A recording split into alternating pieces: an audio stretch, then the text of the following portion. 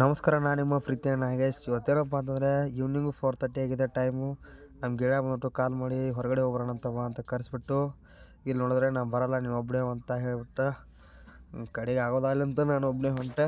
ಇವತ್ತು ಎಲ್ಲಿಯಪ್ಪ ಅಂತಂದರೆ ಮುಸ್ಕುಪಿಗೆ ಹೋಗ್ಬರೋಣ ಅಂತ ಅನ್ನಿಸ್ತಾ ಇದೆ. ಹೊಂಟಿದ್ದೀನಿ. ಹೋಗ್ತಾ ಹಾದಿಯಲ್ಲಿ ನಮ್ಮ ಶಾಲೆಯ ವಿದ್ಯಾರ್ಥಿಗಳು ಸಿಕ್ಬಿಟ್ರು. ಅವ್ರೊಂದು ಸ್ವಲ್ಪ ಡ್ರಾಪ್ ಮಾಡತ್ತು ಅಂತ ಅತ್ತೆ ಮುಸ್ಕುಪಿಗೆ ಬಿಟ್ಟು ಅವರನ್ನು ಇಲ್ಲಿ ನೋಡಿದ್ರೆ ವಿಜಯ ಅಮೃತ್ ಅಂತ ಸ್ವಲ್ಪ ನೋಡಿದೆ. ಚಹಾ ಕುಡಿಬೇಕು ಅಂತ ಅನಿಸ್ತೆ. ಬಂದು ಬೆಲ್ಲದ ಚಹಾನ ಸ್ವಲ್ಪ ಟೇಸ್ಟ್ ಮಾಡ್ಕೊಂಡು ಆಮೇಲೆ ಬಂದೆ ನೋಡ್ರಿ. ಶ್ರೀ ಮಹಾದ್ವಾರ ವರಮಹಾಲಕ್ಷ್ಮಿ ದೇವಿ ದೇವಸ್ಥಾನ ಮುಸ್ಕುಪ್ಪಿ ಅಂತ ಒಳಗಡೆ ಎಂಟ್ರೆನ್ಸ್ ಆದೆ ನೋಡಿ. ದೇವಾಲಯ ಕಾಣ್ತಾ ಇದೆ. ದೇವಾಲಯ ತುಂಬ ವಿಶಾಲವಾಗಿದೆ ಮತ್ತು ಅದ್ಭುತವಾದ ಶಿಲ್ಪಕಲೆ.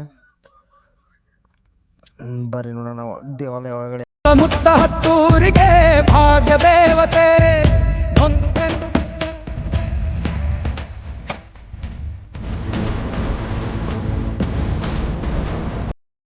ಬರ್ರಿ ಒಂದ್ಸಲ ಒಳಗಡೆ ಹೋಗೋಣ. ನಾನು ನಮಸ್ಕಾರ ಮಾಡ್ಕೊಂಡು ಹಾಗೆ ಒಳಗಡೆ ಹೋದೆ. ಏನೋ ಒಂಥರ ಫೀಲ್ ಆಗ್ತಾ ಇದೆ ಒಳಗಡೆ ಹೋದರೆ. ಚೆನ್ನಾಗಿದೆ ಒಳಗಡೆ ತುಂಬ.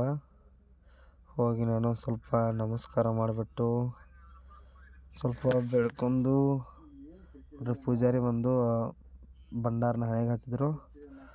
ಇನ್ನು ಹೊರಗಡೆ ಬರ್ಬೇಕಂತ ಬಂದೆ.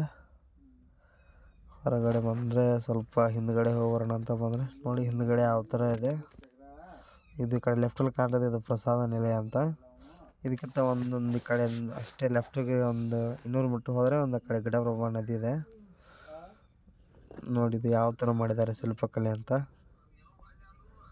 ಇದು ಕೂಡ ಔಟಿಂಗ್ ಆಗುತ್ತೆ, ಆಚೆ ಕಡೆ ಕೂಡ ಔಟಿಂಗ್ ಆಗುತ್ತೆ. ಎಂಟ್ರೆನ್ಸ್ ಮಾತ್ರ ಒಂದೇ ಇದೆ. ದೇವಸ್ಥಾನ ಒಂದ್ಸಲ ಡ್ರೋನ್ ಮುಖಾಂತರ ವಿಡಿಯೋ ಮಾಡಿದ್ದೀನಿ. ಬರ್ರಿ ತೋರಿಸ್ತೀನಿ, ನೋಡ್ಕೊಂಬರೋಣ ಒಂದ್ಸಲ.